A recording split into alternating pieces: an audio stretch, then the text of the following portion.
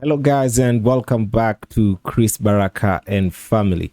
So, the Bible speaks about in the book of Luke 8:17, it says, "For nothing is secret that will not be revealed, nor anything hidden that will not be known and come to light." So, lately we have always been having these stories, like for example even the Daystar story, where we have one party saying these, the other party is coming to contradict that, and then they're giving a whole different story by themselves, and then there's a whole showdown. And what is actually crazy is that both sides are Christians and both sides are actually leaders. So people that everyone needs to be looking up to, people who we are supposed to learn something from them, and then we can see we're just left in the middle wondering, okay, what's really going on? So the reason why I'm saying that is because there is a new twist, a very shocking new twist on the expose that Prophet EJ came up with. We've been seeing the other day when he was church. Actually, he was interrupted in the service, the Sunday service. He was interrupted. Like, even he did a video and said that he's actually going to finish the message that he had started on. So it was quite an interruption, interrupted by the police. And according to Prophet EJ, as much as he was speaking about how the kids were involved, how the kids were actually taken to this place, you'll get to actually, there's that video I shared up. I assume that you've checked it out. So I'm just giving you a recap of that before I get to play for you this video, in case someone has not watched that video. So there's a whole mess that Prophet EJ actually exposed, and he said the person that is the center of all of this was actually Prophet Lovi. So apparently the ex-wife has come out in the open, and she's sharing her side of the story.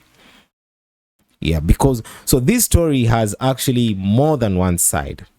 This story has Prophet EJ's side, it has the ex-wife side, it has the Larry Reid side, and it has Prophet Lovy Elias side. So you can imagine how such a confusing, let me just say a confusing story this is going to be, because it's like everyone has just their own side of the story. So first of all, just listen to this, and then we'll get back and speak about it.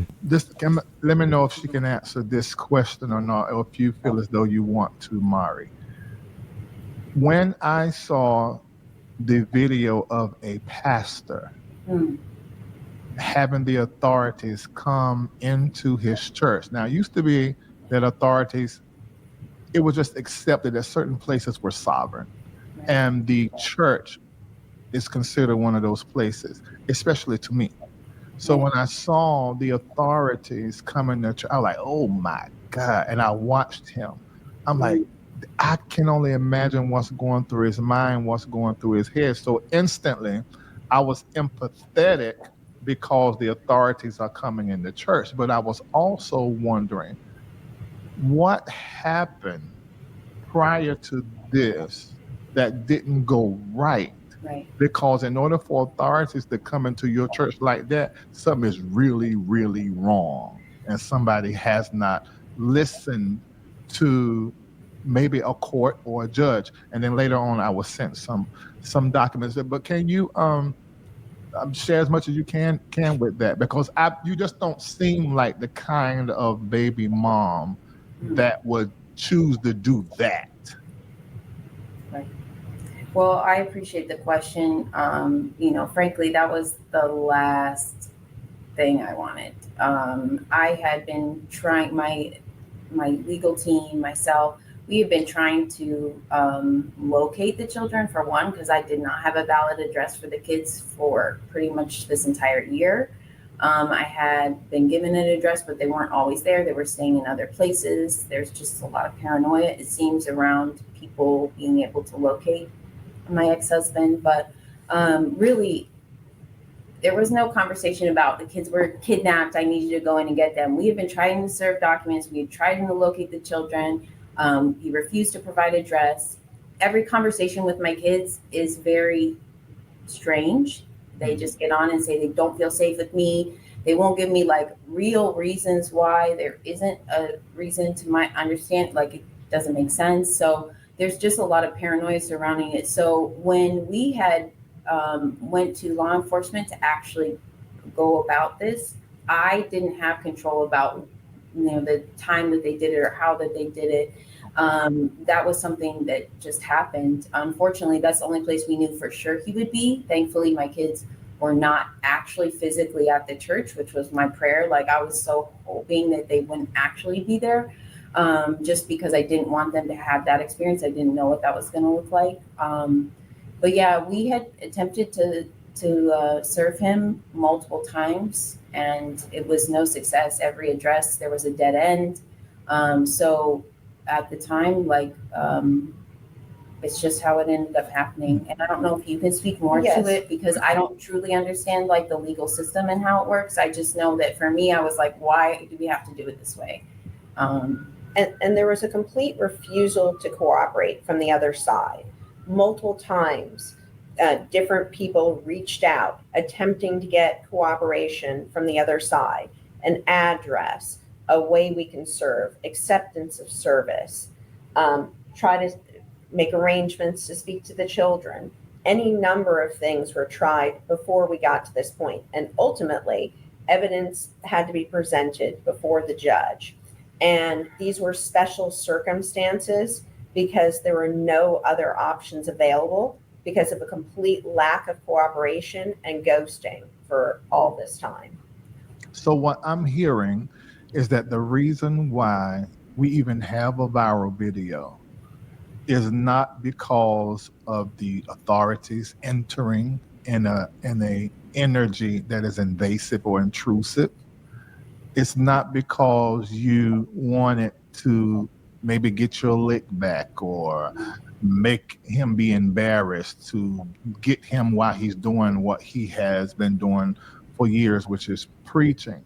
It was really because, from what I'm hearing, it was really because of decisions that Prophet EJ and his attorney and team, it was their actions or lack of actions that caused this to happen. Is that what I hear you saying? That's correct. Yeah, so first of all, Larry is saying that the ex-wife doesn't look like a type of woman to cause such kind of drama. And I'm asking, okay, what does a woman who like to cause such dramas look like? Because that's quite a very judgmental statement. That's a very judgmental statement. And then it's actually very one-sided, because there's already a prejudgment that Larry has.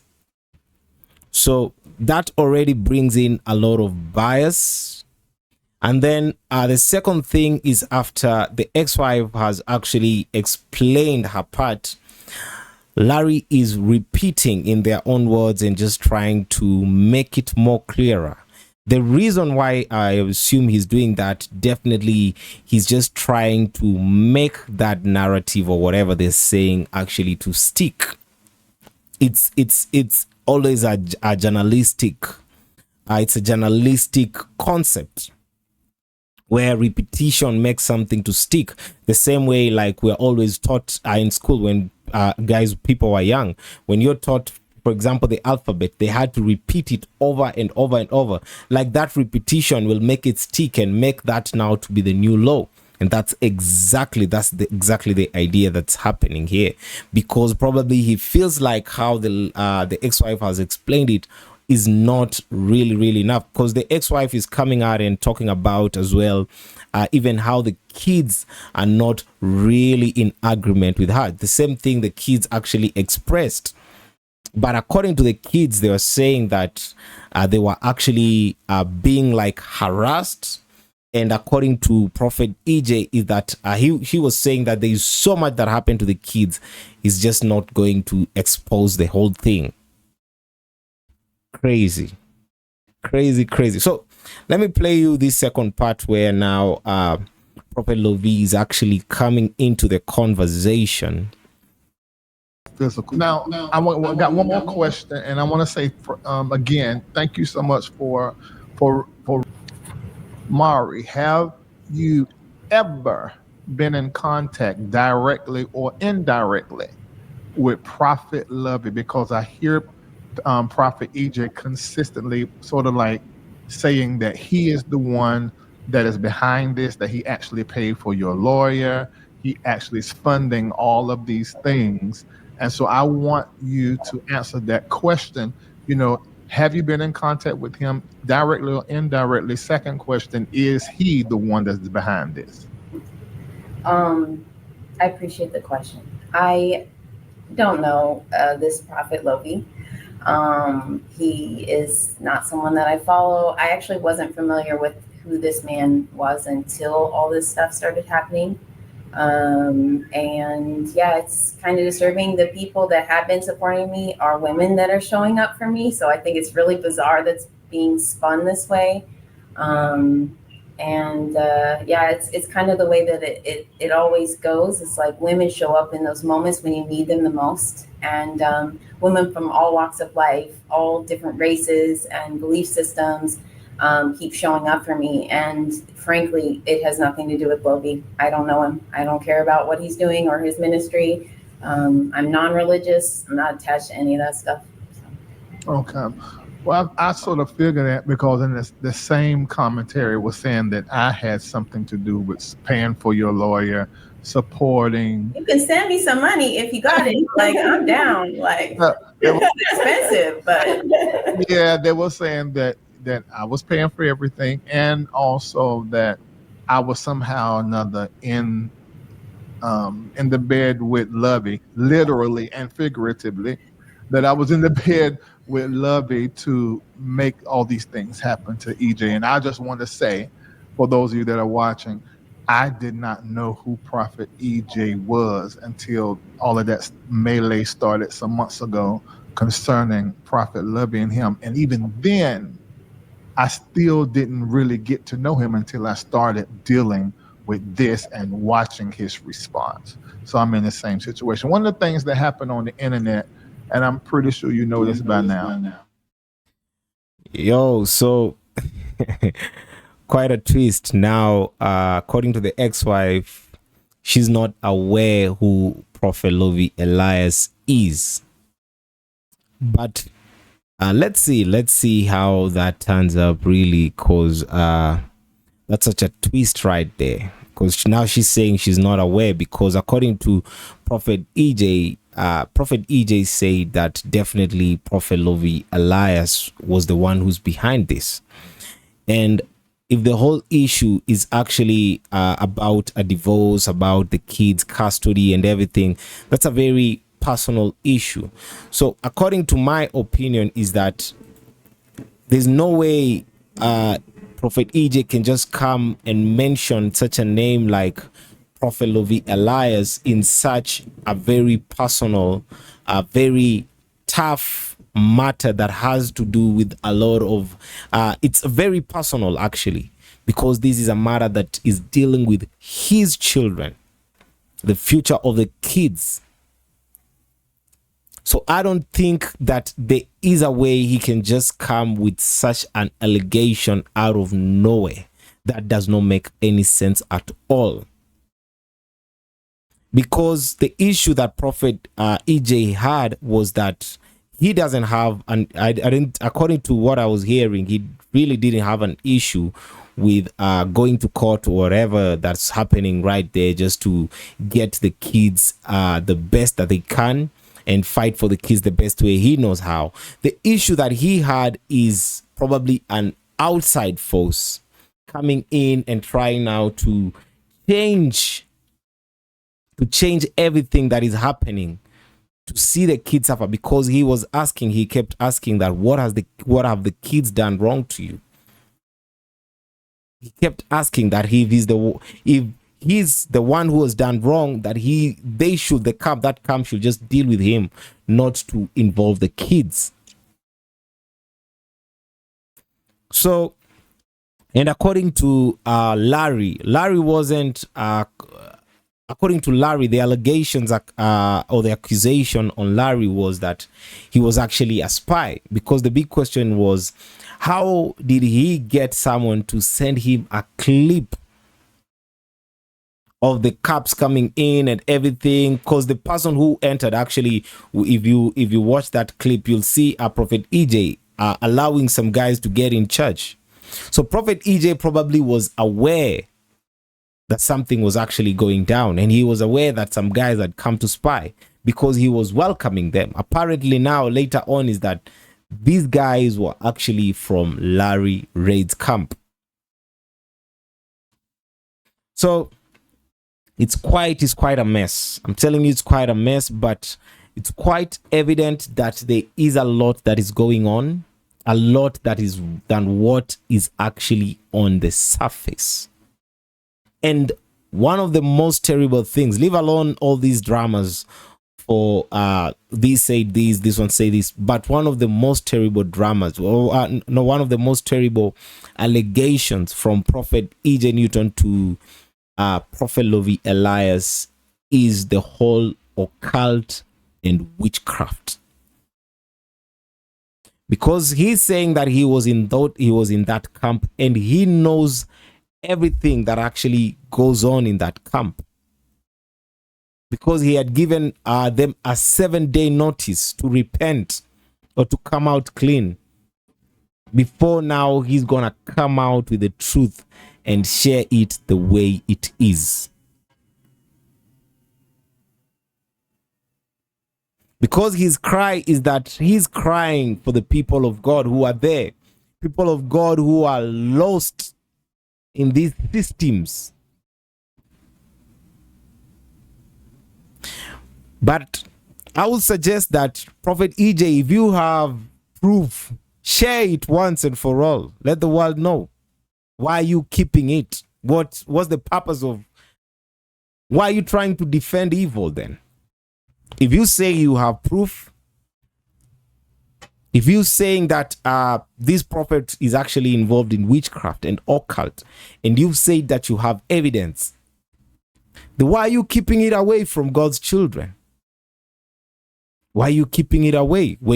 Are you glad just to see people getting lost? And you have this information that definitely can bring so many people that are being misled actually now come to the truth. I don't understand that. Why are you keeping it? Is it fear?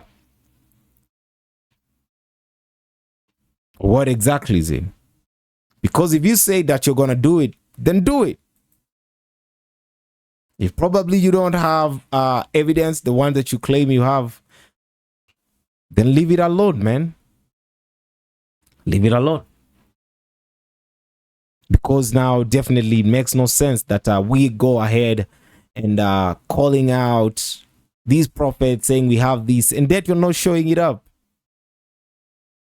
Definitely that just becomes a wastage of energy. So that is just my opinion. But let's see if he gets to respond to what the ex-wife has said, and to even Larry's own side of the story. If he gets to respond, definitely we get to hear what he has to say. But I would suggest that he does it with receipts, with evidence, so that we stop the whole he said, she said, he said, she said, he said, she said, and let us free God's people. Because one side is telling the truth, another side is not. So people of God caught up at the center, because now both camps, this camp has this prophet, this other camp has this prophet. That's why I always call this the war of the prophets. I always call it like that. I've been saying this for long, the war of the prophets. And the prophets have actually been battling each other over the years. Pastors against pastors, Apostles versus apostles. But now a child of God is left there confused. Wow. May God help us. So let me know what you think about it in the comment section. Don't forget to subscribe, like the video. Stay blessed.